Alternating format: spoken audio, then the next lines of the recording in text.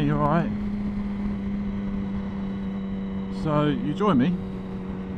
Currently just poodling along 30-mile-an-hour road, maybe a little bit more than 30. So I'm here today to basically,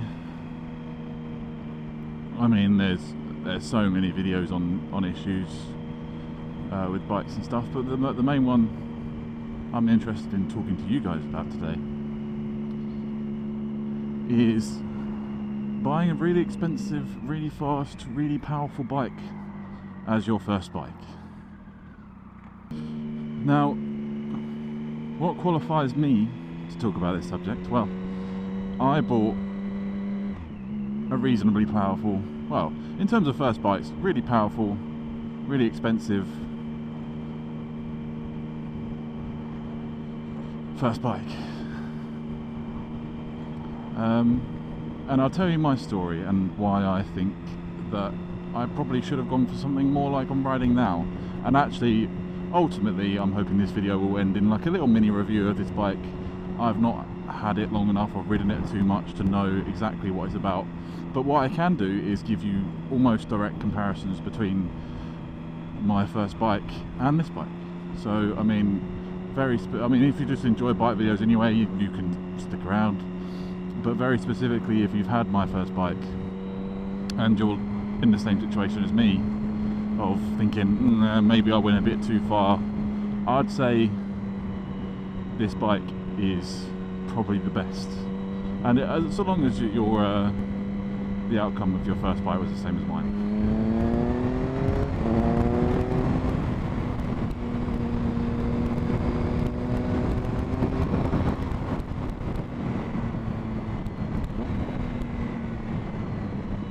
So, I suppose to start off the story, why I managed to get my first bike and what my first bike is.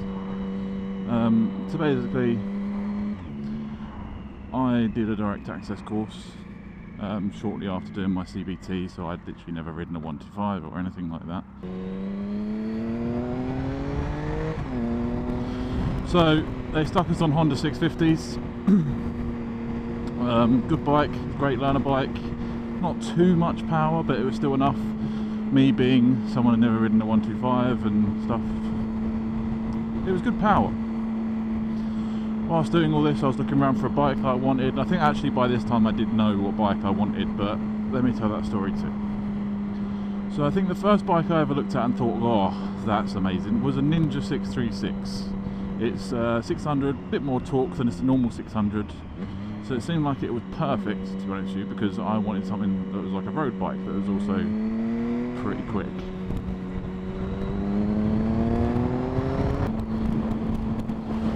I started looking around at other bikes and other options, and I found the MT-09 in all of its varieties. At that time, 2019, the newest model hadn't come out yet. So it was just the first iteration and the second iteration, which is basically just a facelift. Now, I loved the look of that bike, the second iteration. I'm not really one of the fans of the wonky eye syndrome, which the MT-10 has. And then I found out all of these issues about the suspension and it not being very good for a weightier rider. And me, just a little bit of info about myself. I am 6'4". I am at the moment I'm between 16.5 and 17 stone, so I'm definitely a heavier rider compared to all you 5'8", 5'10" guys out there. So I decided that the SP model might be the best way to go. The only problem with that is that they only just come out. So I was going to be spending 8 or 9 grand on a bike. I think that the SP model was like 9,000 something or other. Just because I liked it and I fancied it and it was going to be my first bike. Turns out, me being naive and young and dumb, I'm not in a bad paid job at all. So I decided I was going to fork out for the loan, and I got a personal loan rather than going through the whole finance deal, because it normally works out cheaper. I think I paid 10-12% rather than the 20 odd that they normally offer at finance places. Might have even been a little bit lower than that, I can't remember. So I think that was 200 and something odd quid a month for a 8 or 9 grand bike. I can't remember how much I paid now. I think it might have been £9,000 or 8,999 maybe. And that was an ex-demo, so although it was a brand new bike, they'd been out for a good 6 months and they'd obviously had a demo, and it had like 300 or 400 miles on it. And do you know what, when I test rode that bike, literally the day that I passed my test, my god, did that thing excite me a lot. Just riding it down some country roads, I pulled the throttle back and it nearly pinged me off the back of it. You're sitting upright, you've got wide bars, as soon as you hit the accelerator you need to be prepared for it. It's a little bit different on this bike because you're already sort of sitting forward anyway, but on there, if you're sitting upright, you just need to be prepared, because I found that out in a very bad way. After doing all the test ride and everything, I wanted to take it away that day. Being a main dealer, they didn't like that idea. They needed to do it, give it a once over and stuff, so I had to wait a week, I think it was, to actually go and pick up my new bike. But yeah, I was a very happy bunny when I went and picked up that bike. So by all means, by the way, this isn't a negative on people going and get their dream bike for their first bike. I think it was an incredibly good decision, apart from the fact that I was really crappy with my finances at the time. And to be honest with you, I should have probably been a bit more, less naive, should I say. If I didn't have that bike, that would be like half for a house deposit, or maybe a quarter, I don't know. But definitely would have helped. And also with APR and stuff, you always lose out, and depreciation, you always lose out on getting a new bike. I mean, my bike held its value pretty well. I mean, when it got, I'll tell you that a bit later on in the story, but I didn't lose much money when I got rid of it. Yeah, so bought the bike in 2019. MT-09 SP, great colour, quick shifter up. It was the bee's knees of a first bike. Like, it was exactly what I wanted. The riding position was perfect. As I'm being tall, it was still kind of a little bit leant over, but not too much. The power was all there. It had traction control, so I knew I could sort of do that whole thing of like progressively go up and riding modes and stuff, like, you know, riding modes. So I felt like it was a good beginner's bike. I mean, I saw videos and stuff, people saying like, you know, don't go for the MT-09's first bike, you're going to kill yourself or something. And to be honest with you, it all depends on the type of person you are. Nothing bad happened to me that wouldn't have happened on any other bike at all. So it all depends. I'm quite a mature rider, as it were, like being well, I was 2019, 4 years ago. Wow. So I would have been 24 when I passed my test. I think that was, is that the age that you could tell? I don't remember. So I got my 4A license at 24, so reasonably mature anyway. I've been driving for, well, now I've been driving for 10 years. So I had the experience on the road. It was just a case of actually riding the bike. So I don't know if that would change things or whatever, but personally, without everything that did happen to me, there's a little bit of a clue what happened. I don't see anything wrong with getting a bigger bike as your first bike. Honestly, I do not. And I think it's more of a personal decision. The problem is, 2019 had a year of great time, great riding on it. It was perfect. And then lockdown hits. So lockdown hits. I did follow all the advice. So the bike became kind of almost just a second vehicle, and I did actually need to use it at one point because something happened with my car, and I did actually have to use it as just a second vehicle. I mean, I did go out on a couple of other times as well, but like, yeah, basically just went in storage for a year or however long. It's all fine, it's all good. The problem is that you lose out on a lot of the niceties of buying a new bike. Like, by the time I actually started riding it again properly, it was time for it to be MOT'd, obviously 3 years after its ownership, so that was in 2022. So this was last year, so I didn't really actually ride it that much, I don't think, after lockdown. Did a few little ride outs and stuff, and yeah, I mean, I still loved the bike at that point. It was good, but the main kicker for me was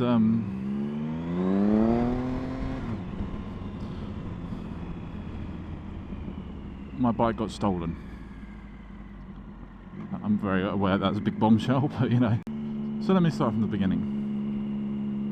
I had a Monimoto, or I don't know if it's like a second gen. It was the pill looking one. It's like a cylinder, and inside it's got all the electronics and stuff. And yeah, so that was in my bike.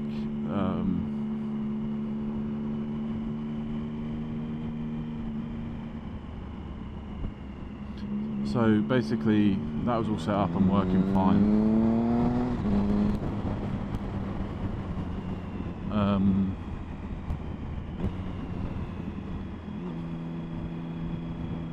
Nice, scooter boy. Sorry. So that was all set up and working fine. So basically, I was over at my friend's house one night. The bike was left in. Okay, right. I forgot about very important point about this story. So, my flats, I have a very, very strange car parking system. It's sort of like underneath the building, which is a bit strange. Also, my flats were built sort of during the whole Grenfell situation. So basically, what they decided to do recently is say that all of the cladding and stuff on the building was not up to regulation. They took a contract from the government and they decided to rinse the fuck out of them. So that means that I have not had a parking space for now over 2 years, because that closed all the parking spaces and stuff.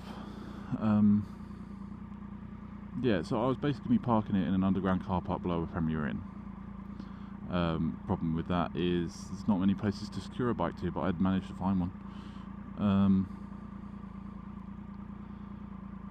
Yeah, so I took it for an MOT, brought it back, and then 2 days afterwards I was over at my friend's house, got a call from Monimoto, saw it was moving, thought fuck that, I'm not believing that.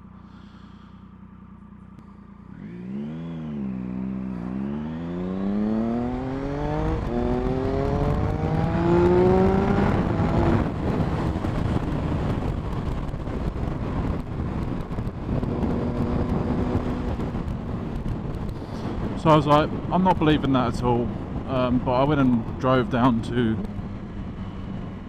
where I thought it would be parked and stuff, and I saw it was carrying on moving. So when I got there, saw it wasn't there, and got very, very uptight. And by that point it had sort of been moved somewhere else, but it stopped moving. So I called the police, got my keys, drove to where it should have been, and found nothing there. So basically what they'd managed to do is get the seat off, as well as somehow managed to get the key, well, get the bike started. I don't know how they managed to do that, but they also did the same thing for the seat too.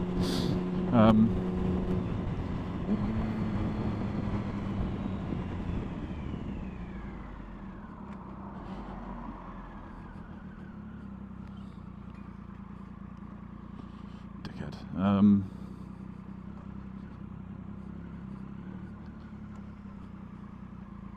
Yeah. Give me 2 seconds, I'm just going to wash my bike.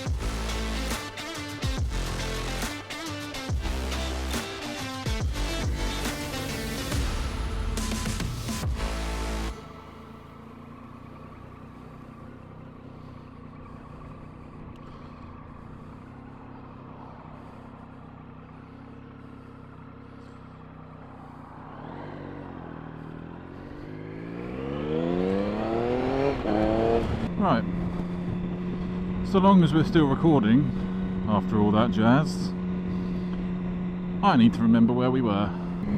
So, bike got stolen from a Premier Inn underground car park. I had a Monimoto under the seat. They managed to find it. Right then, that was rude. They managed to find it, obviously by using the same method as they did to actually start the bike in the first place. They managed to get the seat off. And they dumped the tracker in some bushes not too far from where I live. Got police called out there and everything. They said they'd try and find it. Not really much happened. And then I think it was like 3 or 4 days later, got a call from the police saying that they've recovered my bike along with 3 others in the back of a van. So, happy days. But it was a wet night the night that they stole the bike, and obviously, give me 1 second.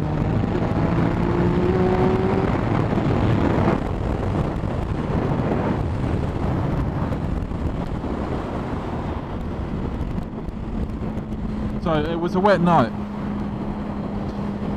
so I think they must have crashed it because the stand apparently was bent. That was one of the items that was on the fix list when I got it from the insurance company. They said to me, "Alright, the stand's bent, we need to replace that." So if you're going to bend a stand on an accident, that's got to be a pretty hefty accident, and I hope the little git got hurt, because no one's bike deserves to be stolen.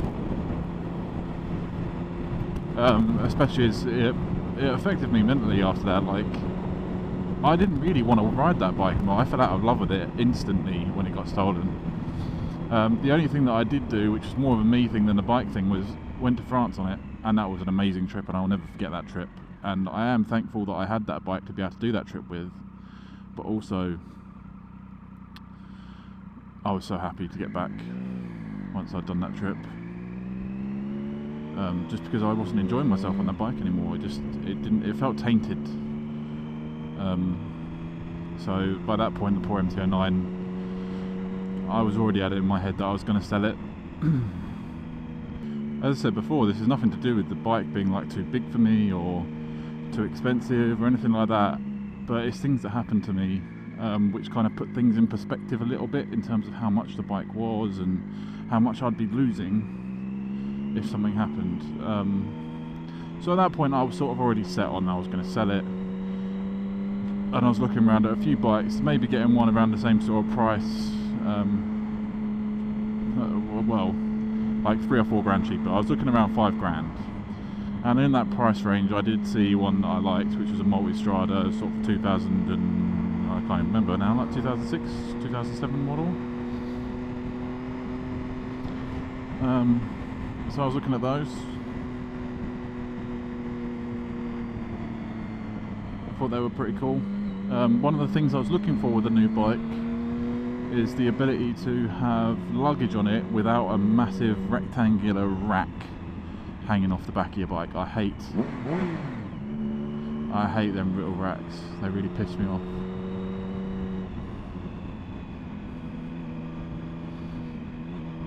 I mean, they look okay on the more adventure style bike, like the GS, the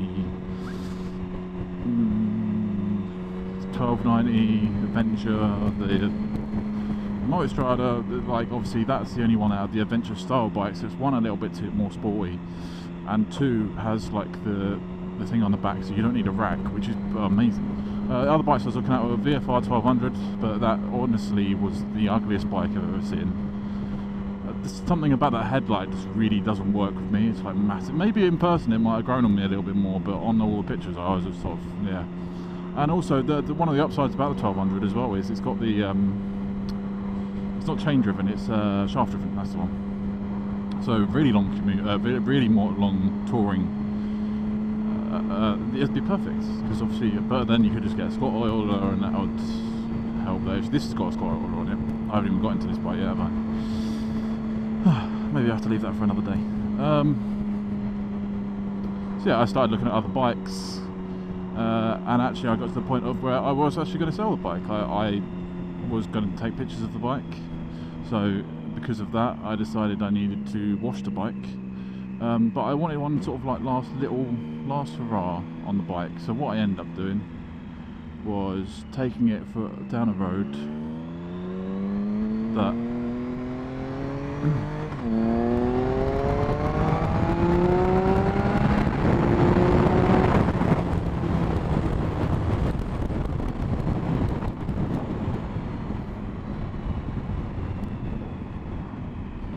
I ended up taking it down a road that was really lovely, but it was like it led to a place that I didn't really know too well. So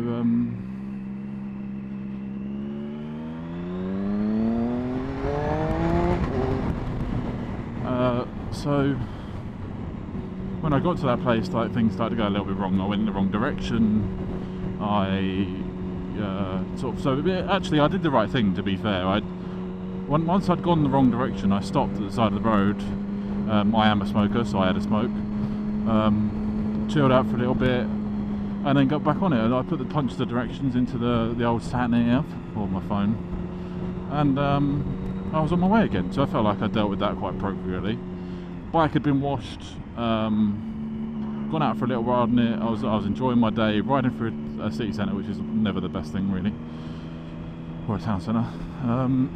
There was a little mini roundabout with traffic lights after it, so I filtered. I didn't want to stop on the mini roundabout, and I didn't really see the traffic by that point. My bad, yes. So I filtered up the traffic lights, and they were still red, so I stopped. Next thing I knew, I had a car tyre on my heel, the heel of my foot, and the car had gone into the side, rolled into the side of my bike. And because of that, couldn't keep my balance. Bike hits the deck. I'm off, like trying to regain my balance. Then the light turns green, so everyone's sort of like, oops. The light was red, and the insurance company went in my favour on this one. So what I reckon happened is that she was at the front, wasn't paying attention, saw a bike go past her, and thought it was time to go over and just let her foot off the brake. Because it all happened pretty quickly, probably quicker than I remember it being, because when you get into an incident like that, it tends to be, it all goes really slow as it happens. So yeah, there was frame damage on the bike, so within a couple of weeks I already knew that they'd written it off, but that was kind of a good thing. I think within the month I had the money, which turned out to be, bear in mind I paid 8 or 9 grand for the bike. I got 7,800 and something back from the insurance company, and also that was, bear in mind previously in the year the bike had been stolen, and they had also paid another 4,000 something to repair it. So I got my money's worth on my insurance last year, like seriously got my money's worth.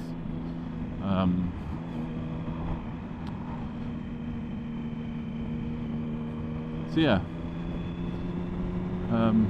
so at that point it was kind of like, actually this is all worked out for the best, because I wanted to sell the bike anyway.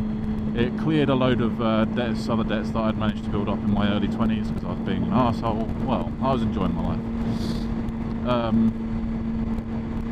And that's that.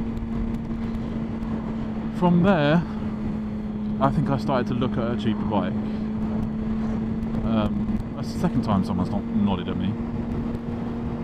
So I realised that actually, what the fuck?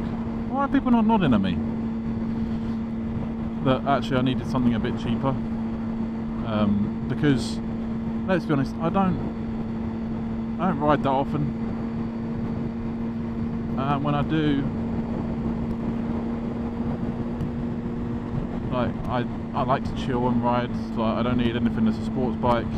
But what I did want was something with luggage, and a luggage system that was cool, as in not with a square rack, was keyed, and like hopefully I was looking for one that had a top box. The first few examples of these bikes that I saw, I was like, that is perfect. And also I completely love the whole like triple nature of bikes anyway. Like the MT-09 was triple, this is a triple. I was seeing if I could try and maybe go something else, but actually I just love it. Like, I've been sitting here now in the same gear for I don't know how long, and it still pulls, it still lets off. Like there's like the throttle control's perfectly fine. It's definitely a different position. But anyway, so sorry, triple engines. Finally. Triple engines are like perfect for me. Oh, I've got a whole load of riders behind me. So yeah, they seem perfect. The only problem is the only ones I really found were ones that had just the panniers, no top box. And also they were all quite reasonably high mileage, and they had a few owners and stuff. Like, nothing was really sitting well for me. Then this one popped up. Now, this one owner, one previous owner, 24,000 miles at the time, and the only problem with it was it needs a service. That's what I was told.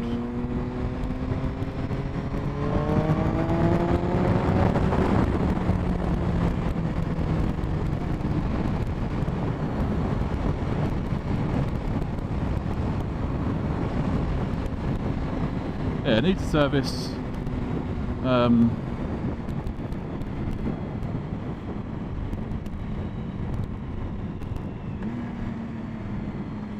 So that was that. Like, I was like, okay, fair enough. It was posted up for £2,700. I was thinking, do you know what? I'm not going to walk out of there. Because, I mean, to be fair, that was pretty fairly priced for needing a service, right? A service is going to cost you probably, from a dealer, probably like 500 quid, right? Depending on what's wrong with it, depending on what it needs, 500 to 700 quid. So yeah, but then in my head I was like, do you know what, I want to try and do this thing myself anyway. So I was thinking, that's cool, that's definitely got the money off, because these are going for probably around 3,200 quid, like recently serviced, kind of this sort of mileage. That seemed pretty fair. I was happy with that, right? But then I noticed on the pictures that the tyres had been made in 2013. So that's 10 years ago. That's not great. And honestly, they were fucking horrible. Compared to when I got these new tyres put on it, it was night and day. Like, I mean, I did other stuff as well, so I don't know. I'll tell you about that in a sec. So I saw that and I was like, you know what, I want to get at least 200 off. Because, let's be honest, the tyres work, but for a decent set of tyres you're looking at 300 quid. So I think 200 was pretty good. I didn't really want to scare him off with a low ball offer. So I always knew I was going to be walking out there with this bike for 2,500 quid, and that's what I did. Alright, so this is 2.5 grand's worth of bike, plus I got some tools and bits, because you need it. You need one for like the headstock bit. There's like 2 little bolts that are interesting.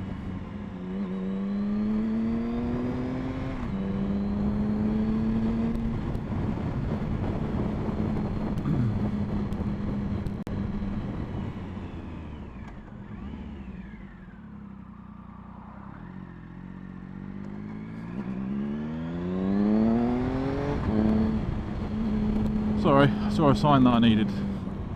I'm kind of just eyeballing this ride whilst I talk. It's not really the best thing to do, I tell you that. If you're a new rider, please do not ramble on about crap when you're not really sure on where you're going. So all of that meant that I got the bike. Honestly, it was from the other side of the M25, so I rode all the way down the M25 and it was okay. It wasn't fantastic to ride, but it was okay. And it's sort of what I was expecting, because I was like, it's not going to feel anything like the MT-09, because it's what, like 13 years older. Yeah, naked bikes are basically sports bikes with fairings, or without fairings. So I wasn't expecting very much from this bike. But then, once I'd got it back to my garage and I was tinkering with it a couple of weeks afterwards. By the way, I kind of tend to do stuff on my bikes every other week because other commitments. I don't know where I'm going. I think it's left. Oh, fuck. is this way. I'm just going off my gut feeling now.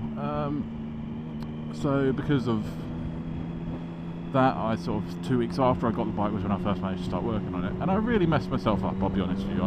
I tried doing too much too soon. So basically what I did was, on the Friday night I took all the fairings off the bike, and I'm pretty sure I'll be able to show you pictures of before and after. So that was a little bit of effort and time, but I sort of made it more effort for myself because, oh fucking hell, that was a big old drop. Because I wanted to do everything properly, so I had like little mini baggies with all the different screws in, and they were duct taped to the piece of fairing that I'd taken off, just so I knew where everything come from. Brand new bike's the best way to do it, I think, personally.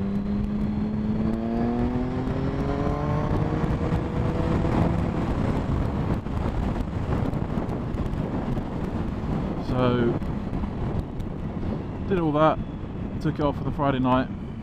Where are we going to? Should we go M25? No, M20, sorry.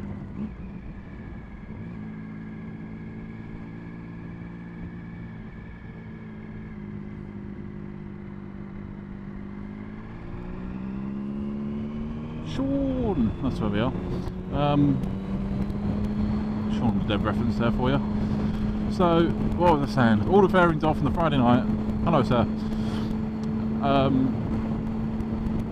Got all the fairings off on the Friday night. Then on the Saturday, started with everything. I mean, it wasn't. I mean, I could have done it a bit better. I'm not going to go that way, although I could. So basically, how I managed to get, because obviously for this sort of bike, or for any bike, if you're taking the forks off, and I did. Let me explain what I was doing first. Right. Sorry, a bit all over the place with the whole minor things. Not really got a script for this. I'm just winging it. My plan was to basically follow the Balls of Mice website on everything that I needed to do. So obviously the service, you need all the fluids and stuff, which I was going to do last because they're fluids and stuff. My main thing that I was going to try and do for the beginning was basically I wanted to do the headstock bearing, re-grease and adjust. I wanted to do I wanted to do the fork oil, and I wanted to do some brake stuff, and also all on the same day, by the way. Also, I wanted to do the rear hub, re-grease, maybe some chain maintenance and the fluids all in one day. Let me be honest with you, it's not possible, right? What I did, that's probably a bit close, isn't it? Yeah, so I mean that's nigh on impossible. It ended up being, what I did was headstock bearing re-grease and adjust, fork oil,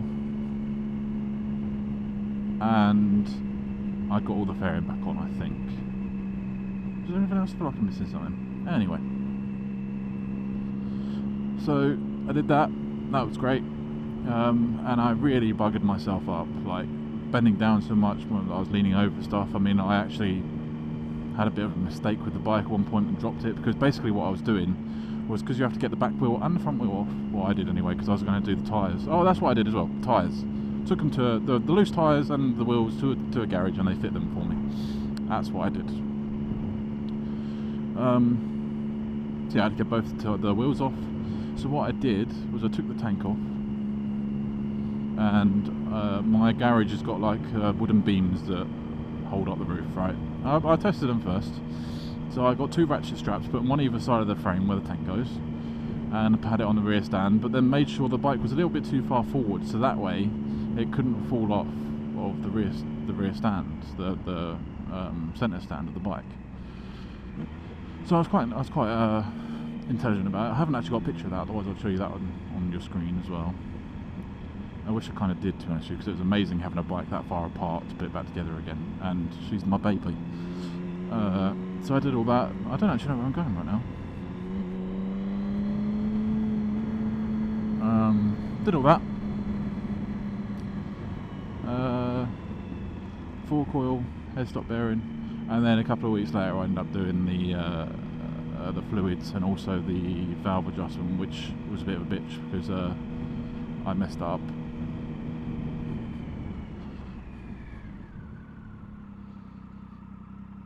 The valve cover is stupidly annoying to get on properly on these bikes. Like, it's so annoying, and the reason why, because I didn't really know why, nobody really ever tells you why, because you've got two sides of the loom running each side of the tank on the frame.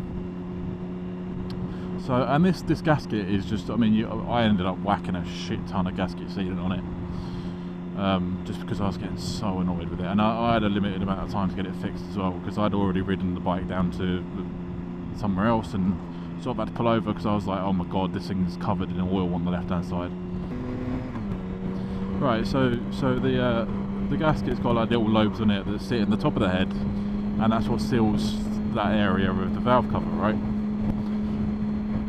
So they really didn't go on properly, and I had some massive issues, and it was on the left hand side of the bike, so near cylinder 1, and it just started pissing oil out the side of it, and quite luckily I managed to get back to a place where I could sort of leave the bike for a bit. I got the bus back to my garage, picked up my car, got all my tools, went back down there, got it fixed in 2.5 hours. I was very impressed with that, especially as I still had all the fuel in the tank as well, which meant it's a nightmare to get the tank on at the best of times. Normally you have to shimmy it with a bloody spanner to get it moved into the position where the actual bolt can go through. It is so annoying. But yeah, managed to get it done, all sorted. And actually I managed to take the bike on the Mayday run, and that was sort of the first test of how well it was going to do. So yeah, at that point, bike service. The only things I do need to do is check the rear hub to make sure, and then lube it all up. And then maybe get a new chain, because I do get some vibration at high RPM, which I'm not a fan of.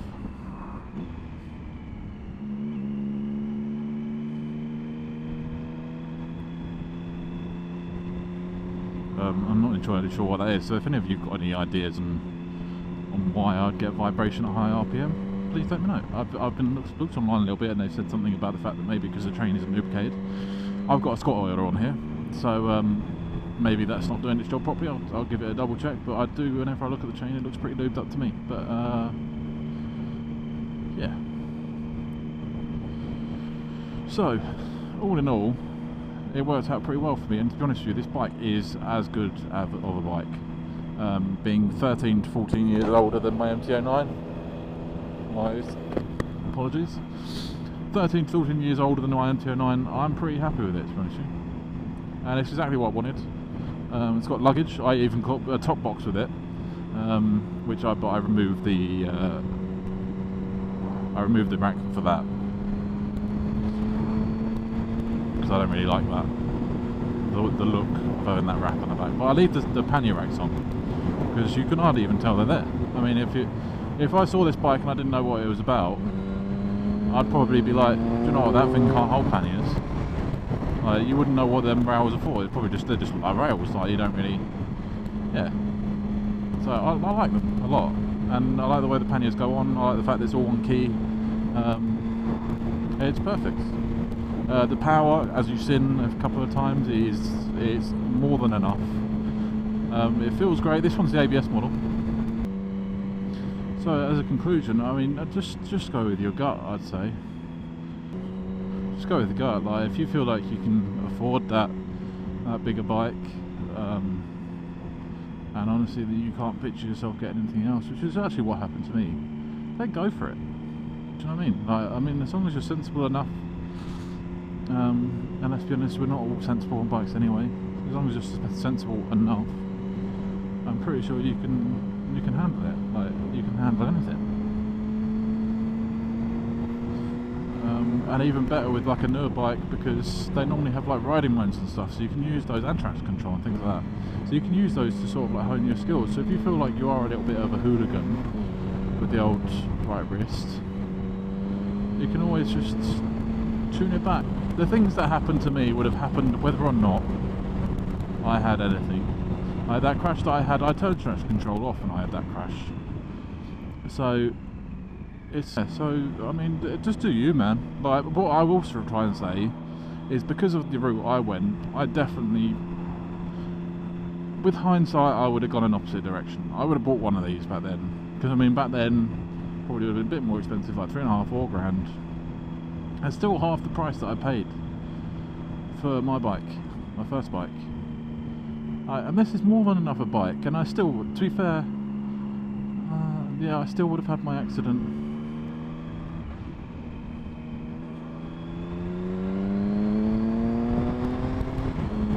So, I'll be honest with you, even this might be a bit too much for a first time rider, but I mean, it's so perfect. Honestly, I love it. They don't do any baby brothers to these or anything. There's no like smaller version. You can, I suppose you go for the street triple first, try out a naked bike, and if you don't like it like I did, I don't not like naked bikes, but the having a fairing is great. This is a lot heavier than my old bike. Having a fairing is great,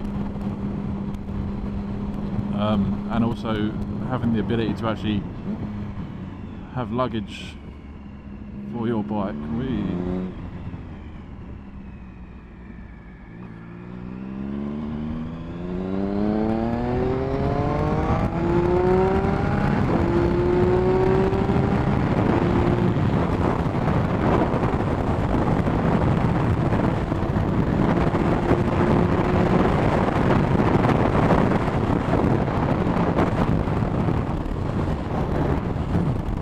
That was fun.